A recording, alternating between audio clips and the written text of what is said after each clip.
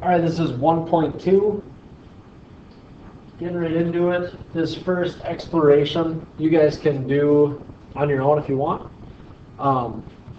It says to draw a line segment that has a length of 6 inches, so get a ruler, draw that length, and then it talks about these paper clips. You really don't have to use paper clips. You can use anything you really want. Okay? It's just getting after a couple concepts there. The second one, this other second exploration, you can do as well. Okay, something you can do on your own. I'm going to move on to these notes here. All right, and with these notes, I don't expect you to write these in the exact words as me. If you'd like to, that's fine, but I don't expect you to. Okay, what these notes are for is for you to come up with a great way to remember these notes. All right, so write them in your own words. Postulate, first word, postulate. A postulate in math or in geometry is a rule that is accepted, okay, without proof.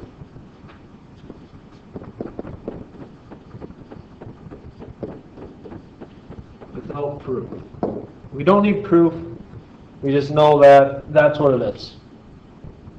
Okay. For example, if we have two lines, we have, let's say, A and B. Okay, and we have another line going through here at CB. We know that these two lines intersect right here at B. We don't need to prove. We don't need to prove it. We can just see it. That's kind of like a postulate. All right. We don't need proof. It's just a rule that we accept. Okay? An axiom is the same thing as a postulate. Postulate or axiom, these are one and the same, so we can just draw an arrow down for axiom. All right? A coordinate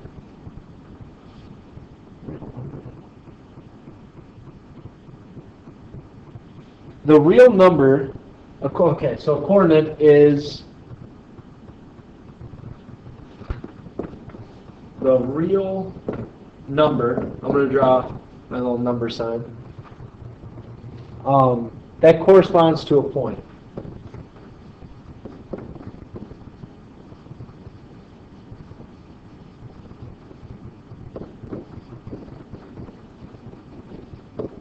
Is a coordinate. We know coordinates like if we were to graph something, right? We were at a point over here, that was that point like 3, 4. That's its coordinates, 3, 4, right? The real number that corresponds to a point. Okay, or the real numbers that correspond to a point. Those are coordinates. All right, distance. The distance is exactly what it sounds like, okay? It's distance between 2 points. So let's say A and B. There's a distance between there. How do we find that distance? Okay. The distance between there, let's say these are at a coordinate, right? Let's say this is at x2 and this is at x1. We use those just for right now. It'll make sense in a little bit. But the distance is from x2 minus x1. It's the absolute value. Okay, that's how we can find the distance between 2 points. It's the absolute value between our 2 coordinate points. Okay. Again, this will make sense when we go through some more examples later. Next is construction. A construction is a geometric drawing. A geometric drawing that uses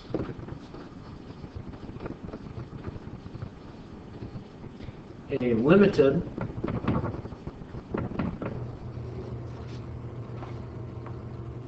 set of tools.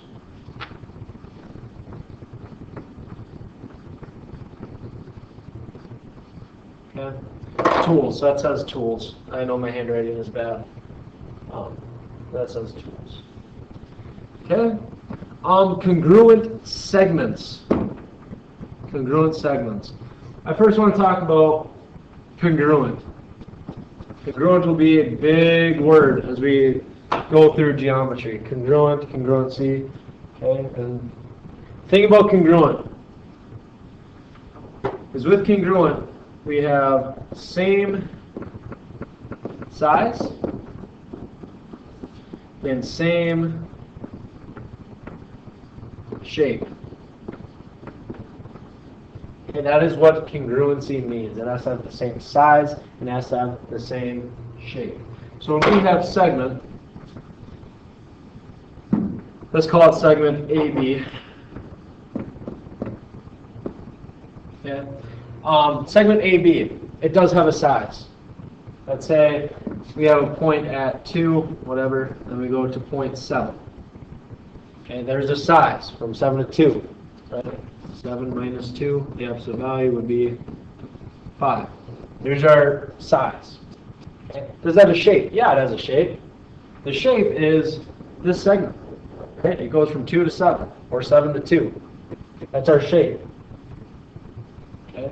Congruent segments, well, if we have another point in the same shape, so we have another segment called CD, and we were at point 4 to 9, well, 9 minus 4, the absolute value is 5, okay? So they're the same size, and imagine they are the same shape as well, so they are congruent. And these would be congruent. Our symbol for congruent is an equal sign with this little swoosh on top.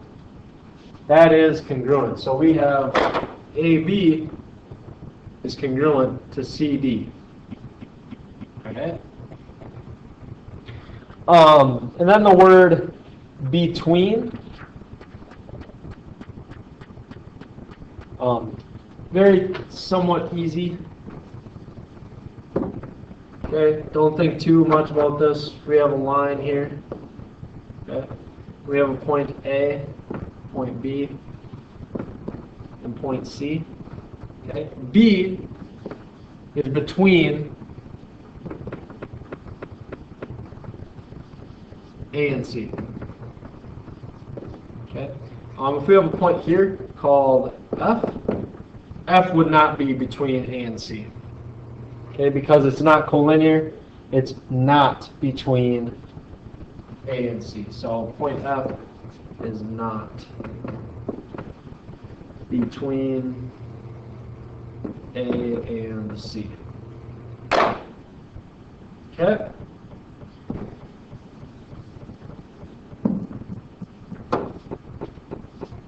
Moving on, these are good things to read, good things to go through.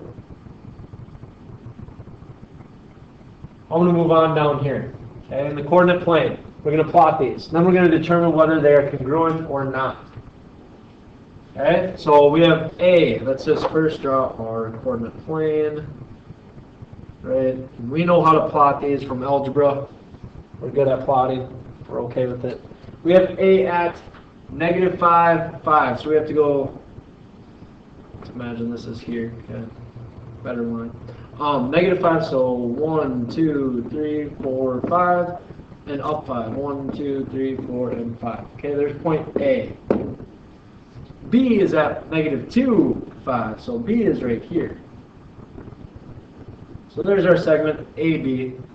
What's our size? Well, we went over 1, 2, 3. Our segment length is 3.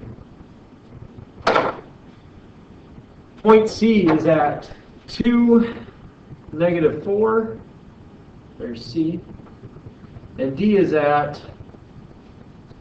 -1, -4. Okay, now look, is it at 1, 2, 3? It's 3 spaces. So, yes, indeed. In fact, AB is congruent, remember, congruent sign, to BC.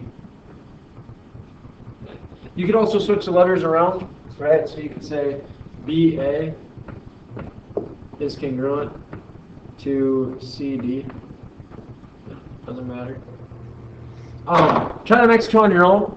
Okay, pause the video, try the next one on your own. I will go through it, but try it on your own first. Pause the video, try it on your own.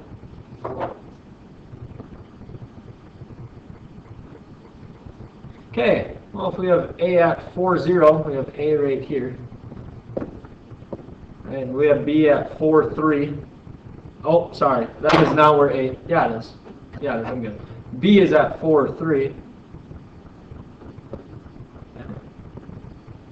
That's 1, 2, that's 3 spaces, remember. And we have C at -4, -4, so C. We have D at -4, 1. Notice how much bigger DC is. Okay, so AB, here's how we write this. AB is not congruent to, CD.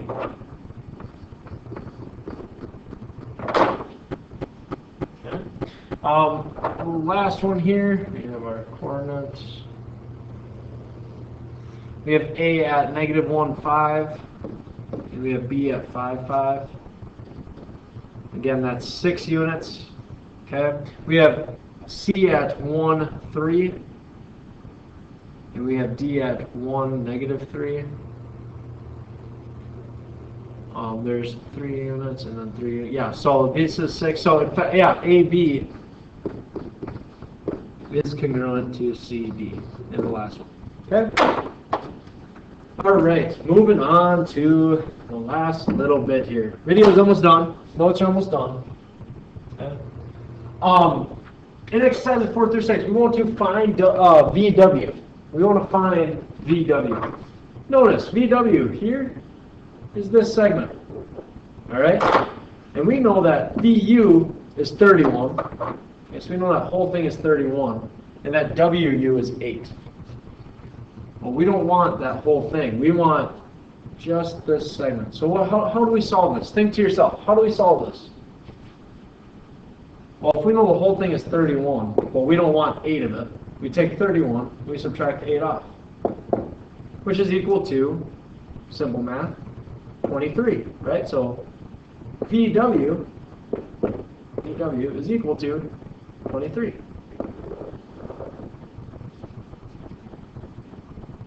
Here we have VW is here, so the whole thing is 18.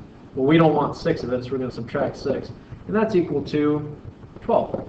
Right? So VW is equal to 12. This last one is a little different. It's actually this whole thing combined.